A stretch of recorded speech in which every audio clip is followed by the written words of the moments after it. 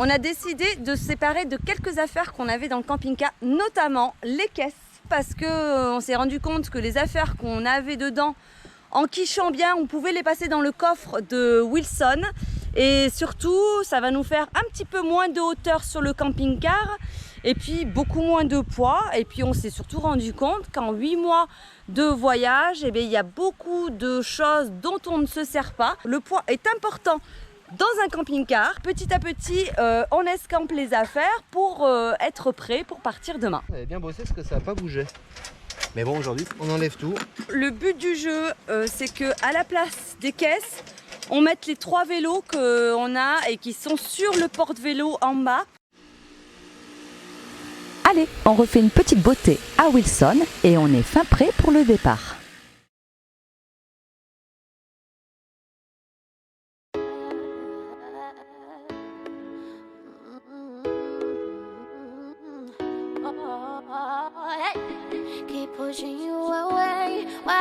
On quitte notre famille brésilienne avec beaucoup d'émotions, mais il est temps pour nous de reprendre la route. Les frontières étant toujours fermées, on part à la découverte du pays, ce qui n'était pas du tout prévu dans le programme. Le Brésil est immense et nous avons tout notre temps. On n'a pas de plan, on n'a pas d'itinéraire, on part véritablement à l'aventure et ça, on adore.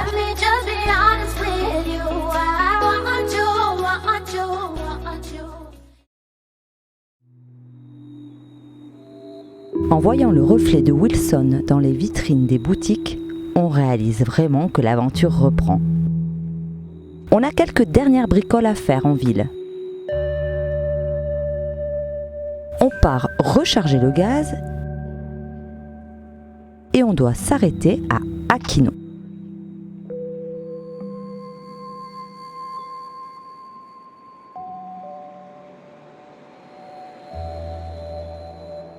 On est chez Aquino, c'est notre QG pour faire nos courses et tout, et c'est là où le mari de la prof d'anglais qui nous sert de traductrice, de Jessie, c'est le directeur du magasin, et donc on s'est arrangé avec Jessie pour qu'elle nous vende nos box, nos coffres de toit et notre bateau gonflable. Donc regardez, c'est juste là.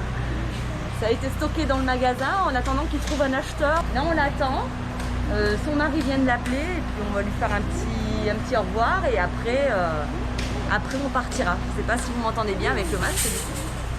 Mais voilà, c'est le départ.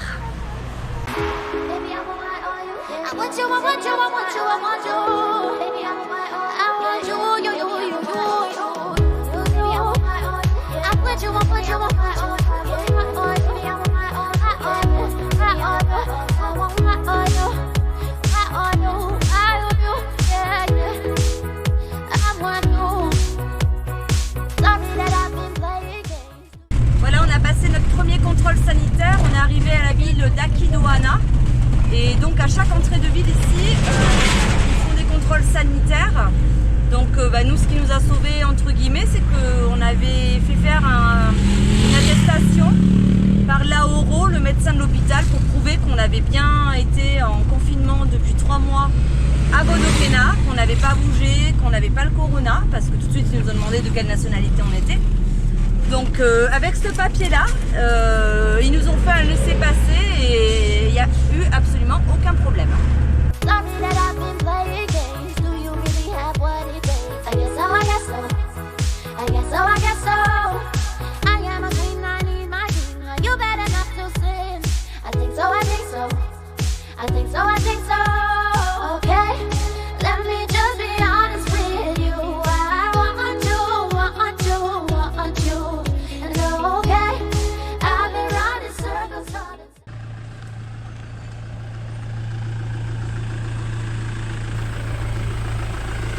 « 16h30, il va bientôt faire nuit.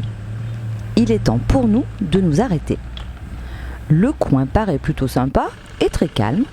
On choisit de passer la nuit ici. Il est mercredi, il est 6h30 du mat. On se réveille avec Swan. Et voilà, hier on est arrivé ici, dans la petite ville de Piraputanga. On est arrivé à 4h30. Et donc on s'est garé juste ici. En fait, la route principale est là. C'est vraiment un tout petit village. Et à partir de 4h30, il nous faut chercher un endroit pour dormir parce qu'il fait nuit une demi-heure après. Donc on a demandé aux personnes qui habitent ici si on pouvait se garer devant chez elles. Et le gars nous a dit il n'y a pas de souci. Donc voilà, c'est notre première nuit à l'extérieur depuis 3 mois. Et on a Super bien dormi. super bien dormi. On est dans un petit village tout calme. Il y a plein de haras, il y a plein de toucans. Et du coup, moi je suis réveillée depuis 6h du mat. Et on s'est dit, allez, on va aller faire un petit tour tant que tout le monde se réveille.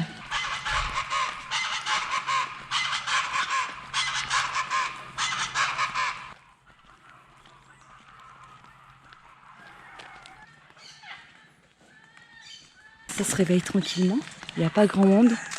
On entend plein de bruits de haras et de toucans, mais on n'arrive pas à les voir encore. J'aimerais vraiment vous en montrer.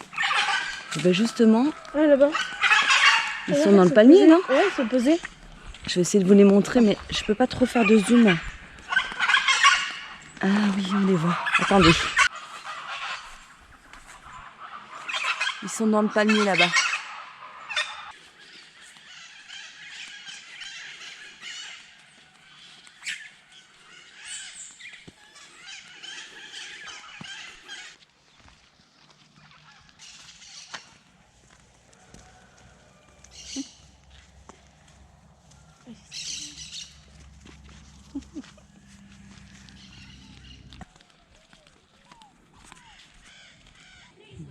Bom dia.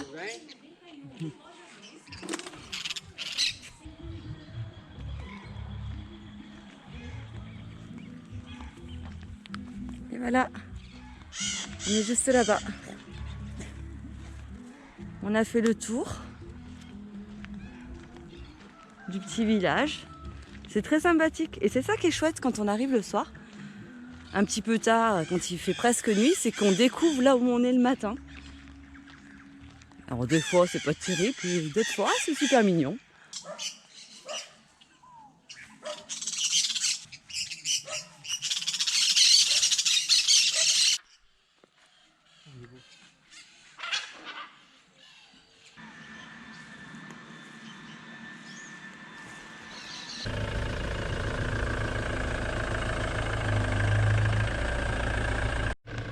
Après cette petite balade matinale accompagnée du son des oiseaux, on reprend la route.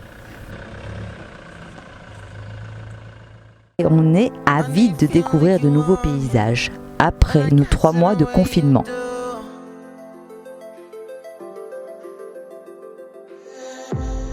On ne regrette pas notre choix. Partout où l'on passe, l'accueil y est chaleureux. Les gens nous saluent, heureux de voir à nouveau des touristes chez eux.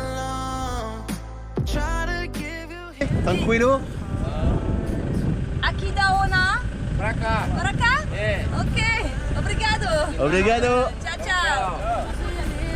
Voilà, c'est ce que je vous disais. Ils ont toujours le sourire aux lèvres et sont heureux de nous aider au besoin.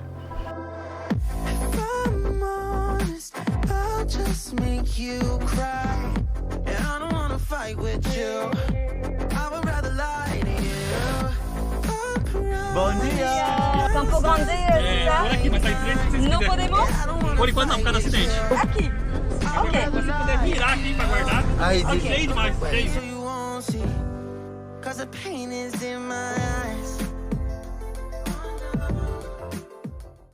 On fait la pause pour manger.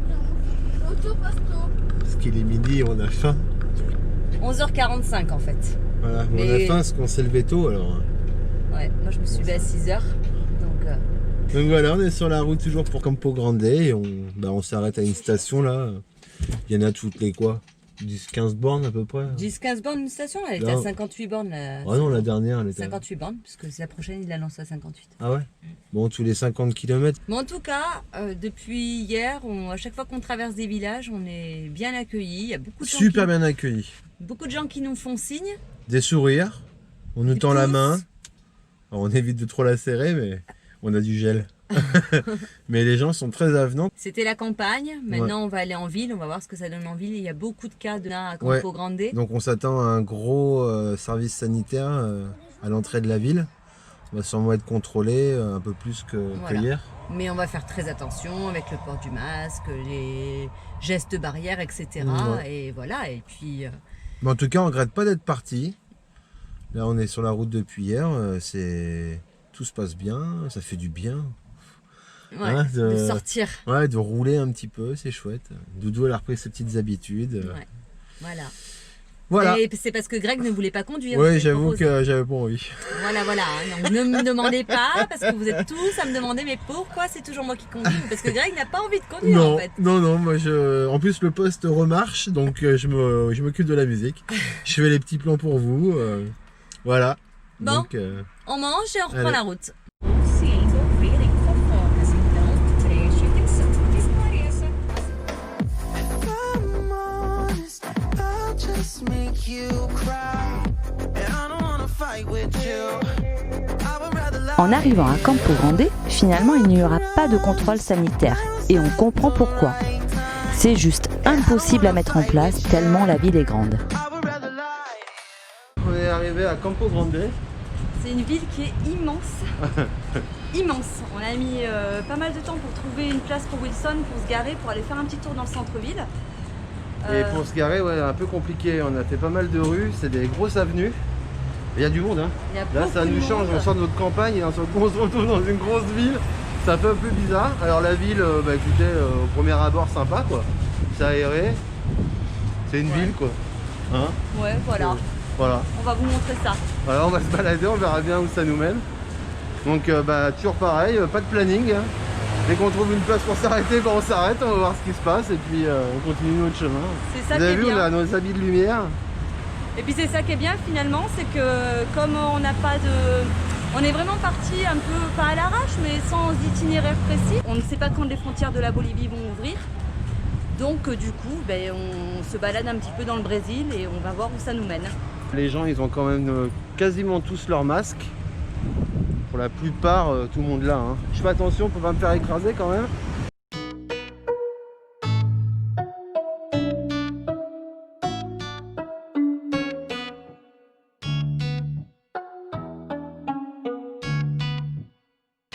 Somehow you bring me a broken heart.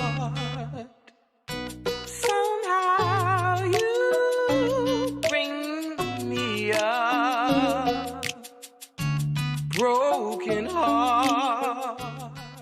Toujours à Campo Grande. Donc ce matin, on va retourner faire des petites emplettes en centre-ville. Les enfants voulaient y retourner. C'est l'anniversaire des enfants bientôt, donc on va essayer de trouver des petits cadeaux à leur acheter. Ils vont aller choisir ça. On va passer la matinée sur place et puis après on va choisir la direction. On a très bien dormi cette nuit. Ah oui, pour le coup là. On s'est trouvé une place sur le parking d'un grand parc vert qui était fermé à cause de la crise sanitaire. Et on a dormi comme des bébés. À partir de 21h, il y a un couvre-feu, donc finalement il n'y a personne dans les rues, aussi bien à pied que même les voitures. Donc effectivement, à partir de 8-9h, c'était hyper calme et pourtant on était en plein dans le centre-ville. Donc c'est une première, c'est chouette quoi. Même les boutiques hier, elles sont fermées à 17h30, ils commençaient déjà à baisser les rideaux. Donc ça fait assez le tour quand même. On a tourné pas mal de rues pour essayer de trouver un petit truc à manger. Ça faisait un peu ville morte à partir de 17h30. Ouais. Bon, ça fait bizarre, mais il faut s'y faire, hein, c'est comme ça. On continue, on vous explique tout ça et puis on verra où ça nous mène. Et oui, parce qu'on a enfin une petite idée de notre itinéraire. On a choisi une destination à plus de 1300 km d'ici. Mais ça, ce sera dans le prochain épisode. Alors abonnez-vous. Et pour les plus pressés, retrouvez-nous sur Instagram. On est super content de vous dire à nouveau À toutes sur les routes.